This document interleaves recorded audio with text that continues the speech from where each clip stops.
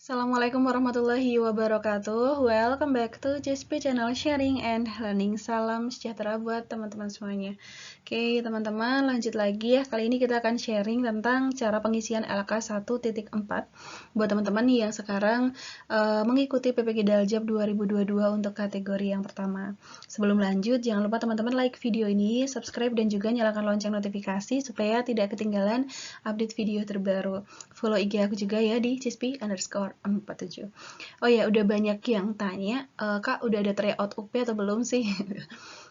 Padahal ini teman-teman baru mulai banget ya PPG-nya, nanti UP-nya kan masih beberapa bulan lagi. Nah, karena memang UP itu sangat menentukan untuk kelulusan teman-teman, apakah mungkin teman-teman sudah mau mulai belajar UP dari sekarang? Apakah mau tryout UP PPG gitu ya? Silakan teman-teman bisa tuliskan di kolom komentar. Oke, langsung saja di sini untuk yang pertama kita alur mengerjakan LK 1.4 yaitu masalah terpilih yang akan diselesaikan. Oke, karena LK ini berkelanjutan ya, berkesinambungan ya. Nanti yang akan kita tuangkan pada LK 1.4 itu adalah yang pertama masalah yang sudah teman-teman identifikasi pada LK 1.1. Nanti dibuka lagi LK 1.1-nya. Dan kita akan pilih karena di situ kan ada 6 permasalahan ya. Oke, lanjut yang kedua, nanti kita lihat akar penyebab masalah pada identifikasi masalah tadi. Jadi yang ada di LK 1.3. Nah, berdasarkan identifikasi masalah pada LK 1.1, lalu akar penyebab masalahnya apa yang ada di LK 1.3, itu teman-teman. Setelah itu, teman-teman tinggal tuangkan dalam LK 1.4. Jadi, ini sih tinggal, ya itu tadi teman-teman buka saja LK 1.1 dan juga LK 1.3-nya, lalu tinggal kita masukkan saja ke LK 1.4. Oke, ini untuk panduannya ya teman-teman untuk mengisi LK 1.4. Di sini ada 3 kolom itu ya, ada nomor masalah terpilihnya dan juga akar penyebab masalah. Oke, di sini masalah terpilih yang akan diselesaikan pada bagian ini merupakan fokus mahasiswa untuk mengeksplorasi alternatif solusinya pada langkah berikutnya dalam pembelajaran PPG dalam jabatan 2022. Di sini udah ada clue ya, ada alternatif solusi pada langkah berikutnya. Jadi memang nanti dalam teman-teman itu memilih masalah mana yang nanti akan dilanjutkan gitu ya pada pembelajaran selanjutnya di LK2 itu kita pikirkan juga kira-kira solusinya yang sesuai gitu. Jadi kita juga pikirkan alternatif solusinya. Oh, masalah ini tepat nih berhubungan dengan nanti RPP yang akan dirancang. Jadi solusinya memang sesuai dengan itu ya. Ada medianya, ada metode dan sebagainya. Jadi teman-teman juga dalam memilih itu bisa menyesuaikan juga dengan nanti alternatif solusinya. Itu juga dihubungkan dengan pembelajaran inovatif karena nanti perangkat yang akan dibuat juga perangkat pembelajaran yang inovatif seperti itu. Oke, ini untuk rubriknya. Jadi seperti biasa ya teman-teman kalau mau membuat LK-nya kita lihat rubriknya.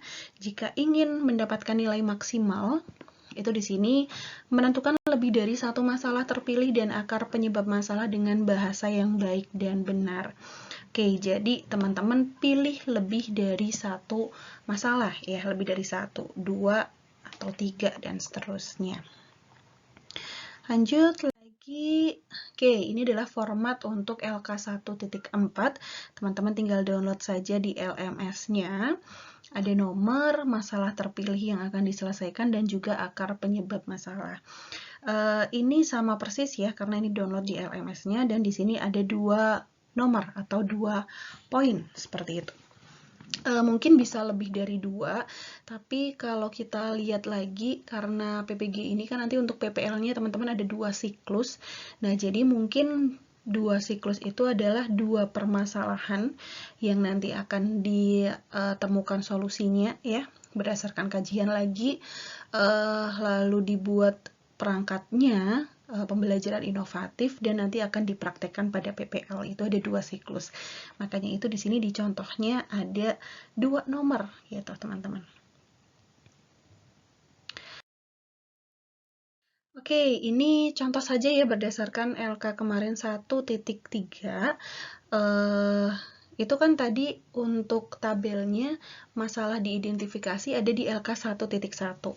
Nah, tapi kemarin karena aku tuliskan juga identifikasi masalahnya di LK 1.3, jadi ini udah tidak perlu buka lagi LK 1.1-nya gitu ya. Tinggal nanti dimasukkan identifikasi masalahnya. Oh, sudah ada. Rendahnya hasil belajar peserta didik. Oke, kita kopikan ke LK 1.4-nya. Lanjut, akar penyebab masalahnya apa? Oh, ternyata pembelajaran yang masih monoton. Oke, kita kopikan juga ke kolom berikutnya. Nah, seperti ini ya, contoh saja ya. Nomor 1, misalkan di masalah terpilihnya adalah rendahnya hasil belajar peserta didik. Boleh lebih spesifik lagi pada materi apa gitu. Jadi kalau lebih spesifik kan nanti ada bayangan. Nanti mungkin solusinya akan seperti apa ya bayangannya ya gitu. Di sini mungkin misal ya materi ide pokok atau penentuan ide pokok di kelas 4 SD atau seperti apa gitu ya. Lalu akar penyebab masalahnya ternyata adalah pembelajaran yang dilakukan guru itu masih monoton. Lanjut lagi yang kedua, misal lagi nih, rendahnya kemampuan numerasi peserta didik atau kemampuan berhitung peserta didik. Boleh juga lebih spesifik pada materi apa, di kelas berapa gitu ya. Dan akar penyebab masalahnya adalah guru tidak menggunakan pendekatan kontekstual. Jadi di sini kita sudah mulai berpikir nanti alternatif solusinya itu apa ya? Yang sekiranya itu bisa memunculkan pembelajaran yang inovatif gitu. Karena sekali lagi tadi nanti untuk next kegiatannya akan membuat perangkat pembelajaran yang inovatif gitu teman-teman. Walaupun nanti yang kita bayangkan solusinya itu masih ada kita kajian alternatif solusi, masih ada wawancara juga gitu ya. Dan sekali lagi memang masalah yang ada di sini benar-benar masalah real yang kita hadapi di kelas gitu, di kelas masing-masing. Dan pilih yang mungkin paling yang paling dominan, paling penting gitu. Dan sekali lagi untuk akar penyebab masalah, mungkin masalahnya sama-sama rendahnya hasil belajar, mungkin literasi gitu ya, sama-sama numerasi, tapi akar penyebab masalahnya kok beda ya. Nah, bisa jadi berbeda gitu. Karena ini kan memang kita sesuaikan lagi dengan kondisi di kelas masing-masing. Jadi belum tentu sama untuk masalah dengan akar penyebab masalahnya. Oke, itu tentang pengisian LK 1.4 teman-teman. Ini untuk gambaran di pembelajaran selanjutnya. Ya, di situ ada nanti teman-teman setelah LK 1.4 itu adalah selama 3 hari melakukan eksplorasi alternatif solusi, di mana di situ nanti akan mengelompokkan eksplorasi alternatif solusi ya dengan melakukan kajian literatur, lalu juga melakukan wawancara ya terkait dengan alternatif solusi tersebut. Selanjutnya adalah menentukan solusi. Jadi nanti diidentifikasi berbagai jenis solusi yang memungkinkan untuk menjadi alternatif solusi. Lalu ditentukanlah solusi mana sih yang paling relevan dari berbagai macam alternatif solusi yang telah dieksplorasi tadi. Selanjutnya di sini adalah dengan membuat rencana aksi. Oke, rencana aksi itu berarti nanti akan membuat semacam RPP gitu ya, RPP yang inovatif gitu teman-teman, berdasarkan dengan ya tadi permasalahan di LK 1.1, lalu akar penyebabnya apa dan solusi yang sudah kita tentukan. Nanti di sini kita akan membuat rencana aksinya. Tuh. Selanjutnya adalah menyusun rencana evaluasi yang nanti akan diakhiri dengan latihan praktik mengajar dengan teman sejawat atau peer teaching. Jadi kalau mungkin masih ada yang bingung masalah apa ya yang akan dipilih. Misalkan mau pilih 2, ya masalah yang sekiranya memang nanti berhubungan dengan pembelajaran itu sendiri gitu. Misalkan nanti dengan metodenya yang menarik seperti apa, medianya yang menarik seperti apa, pokoknya berhubungan dengan pembelajaran yang inovatif karena dikaitkan dengan nanti langkah-langkah ya di pembelajaran selanjutnya, nanti LK 2.1, 2.2 dan selanjutnya. Oke, di sini ada gambaran aktivitas mahasiswa, salah satunya ini pada rencana aksi ya. Jadi pada rencana aksi itu teman-teman akan mendesain pembelajaran yang inovatif sesuai dengan akar masalah dan juga solusi hipotetik yang telah dirumuskan berdasarkan kegiatan sebelumnya sesuai dengan panduan model pembelajaran PBL dan juga PJBL ini. Ini di garis bawah ya, jadi nanti intinya adalah PBL dan juga PJBL.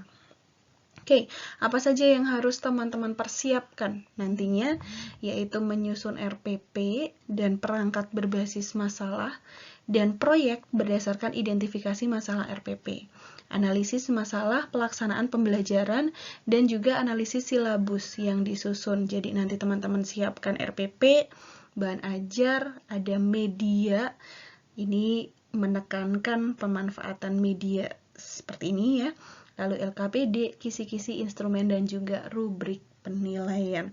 Nah, itu gambaran buat teman-teman yang sekarang mengerjakan LK 1.4. Kita lihat aktivitas selanjutnya itu seperti apa gitu ya, supaya sesuai gitu. Karena ini runtut dan juga berkelanjutan. Oke, sekian yang bisa aku sampaikan. Semoga bermanfaat buat teman-teman semuanya. Jangan lupa nanti simak video-video aku selanjutnya. Sampai jumpa di lain waktu. Salam JSP Channel Sharing and Learning. Wassalamualaikum warahmatullahi wabarakatuh.